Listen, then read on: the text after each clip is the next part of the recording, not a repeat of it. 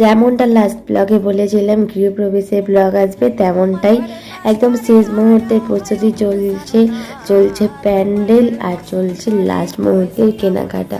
আর তার মধ্যেই আমি মাকে দিয়েছিলাম একটা গিফট, আর সেই গিফট নিয়ে আমার মা কি বাঁধালো তোমরা শুধু ভিডিওটা দেখতে থাকো। না আগে দেখো না ওরকম করে খুলতে হয়। আরে তুমি শাড়ি পরে আছো,